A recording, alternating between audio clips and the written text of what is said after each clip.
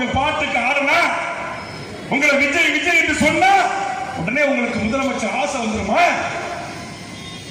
திமுகவின் மீது 1000 விமர்சனம் இருக்கலாம். விசா காலத்தில் சிறையில் அடிபட்டு உதப்பட்டு ரத்தம் சிந்தி இந்த நாட்டுடைய முதலமைச்சராக முத்துவேல் கருணாநிதி என்கிற அந்த மகத்தான மனிதன் ரத்தம் சிந்திருக்கிறார். ஜெயில கிடந்திருக்கிறார், அடி வாங்கியிருக்கிறார். முரசொலி தன் அப்பா எழுதிய முரசொலி பேப்பர் தோளிலும் தலையிலும் சுமந்து வீதி வீதியாக சென்று வித்த அரசியல் தலைவராக உருவாக்கியிருக்கிறார். முடிந்திருக்கிற பார்பர் கடையில் அரசியலை தொடங்கி இந்த நாட்டுடைய சட்டமன்றத்தினுடைய சாதாரண வரல.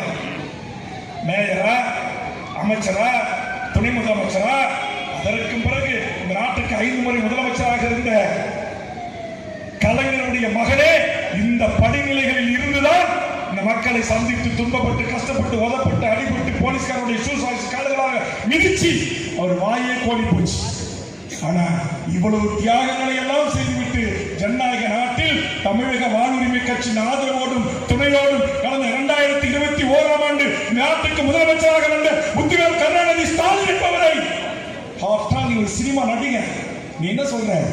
என்ன முதலமைச்சர் சார், என்ன முதலமைச்சர் சார், என்ன அங்கிள், என்ன அங்கிள், என்னடா நக்கல், என்னடா நையாண்டி, வா களத்துக்கு வா. நீங்க ஐகோ கார்பன் திட்டம், ரீசார்ஜ் திட்டம், ONGC திட்டம், என் மக்களுடைய விவசாய நிலங்களை பாழாக்கி பாலைவனமாக்க மோசமான நாசகார திட்டங்களுக்காக போராடி எத்தனை தலைவர்கள்